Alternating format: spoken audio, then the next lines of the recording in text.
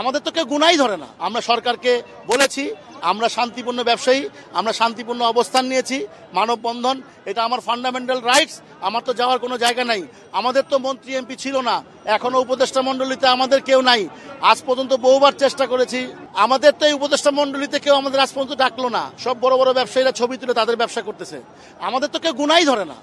এই যে আমরা সমাজের অবহেলিত ব্যবসায়ী, এই যে আমাদের 4,83,000 রেস্তোরাঁ, জিডিপিতে যে আমাদের প্রায় 1% মতো অবদান, এই যে আমাদের যে 30 লক্ষ অদক্ষ শ্রমিক কাজ করে আমাদের সেক্টরে, এটা নিয়ে কারো মাথা ব্যথাই তো নাই। আমাদের আছে শুধু কিভাবে নিষ্পেষিত করবে, নির্যাতন করবে। সবার আগে আমাদের দায়িত্ব ছিল অন্ন, বস্ত্র, বাসস্থানের এই অন্নটাকে, যেটা আমাদের বেসিক ফুড, সেটাকে ঠিক করা। আজ পর্যন্ত ঠিক করার কোনো মন মানসিকতা আমরা দেখি নাই। অধিদপ্তরের পর অধিদপ্তর হয়েছে, এখান থেকে ওইখানে পাঠায়, ওইখান থেকে এখানে পাঠায়, ফুটবলের মতো। এইভাবে একটা রাষ্ট্র চলতে পারে না।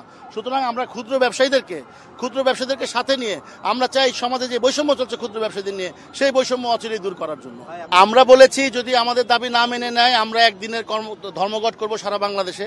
সেটাও যদি না মানে আমরা অনির্দিষ্টকালের জন্য ধর্মঘটে যাব। আপনারা অবগত আছেন সারা বাংলাদেশের প্রত্যেকটা জেলায় আজকে আমাদের এই শান্তিপূর্ণ মানববন্ধন চলছে। আমাদের চট্টগ্রাম, কক্সবাজার, সারা বাংলাদেশে যত জেলায় সব ব্যবসায়ীরা আজকে জেগেছে। আমরা বলতে চাই সব ব্যবসায়ীদেরকে, আমরা নতুন বাংলাদেশ গড়ার প্রত্যয় নিয়ে আমরা নিরাপদ খাদ্য বাস্তবায়নে বদ্ধপরিকর। আমরা চাই সরকার আমাদেরকে ইনফ্রাস্ট্রাকচার দরকার নাই, টাকা পয়সার দরকার নাই, আমাদেরকে সুযোগ সুবিধা সমান হারে দিবে যেভাবে ইন্ডাস্ট্রিয়ালিস্টদেরকে দেয়। আমাদেরকে স্বল্প ঋণের সুদের ব্যবস্থা, আমাদেরকে স্বল্প সুদের ঋণের ব্যবস্থা করতে হবে। আমাদের যে অদক্ষ কর্মী আছে তাদেরকে ট্রেনিং এর ব্যবস্থা করতে হবে। এই যে আমাদের টোটাল সেক্টর নাজুক অবস্থায় দীর্ঘদিন, আজকে স্বাধীনতা 53 বছরে এই একটা সেক্টর নিয়ে কাজ করা হয় নাই, যেটা বেসিক। আপনি তো খাবেন আগে, তারপর তো আপনি পড়বেন, তারপর আপনি যা কিছু করবেন, সেই জায়গাটায় হাত দেয় নাই তারা। শুধু বিত্ত বৈভব বাড়িয়ে গেছে কিছু ব্যবসায়ী, তাদের সুবিধার জন্য এনবিআর কাজ করে, এনবিআর আমাদের জন্য কাজ করে না। আমরা বলেছি এই বৈষম্য থেকে বেরিয়ে আসতে হবে এবং আমরা সারা বাংলাদেশের সমস্ত রেস্তোরাঁ ব্যবসায়ীদেরকে ঐক্যবদ্ধ করে আমরা চাই যারা ভ্যাটের আওতার বাইরে আছে, যারা ট্যাক্সের আওতায় বাইরে আছে, সরকার ওইখান থেকে অবশ্যই রাজস্ব লাগবে।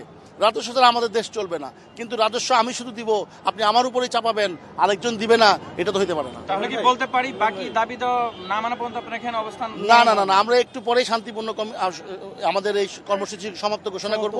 আমরা ওয়েট করব সরকার কি ডিসিশন দেয়।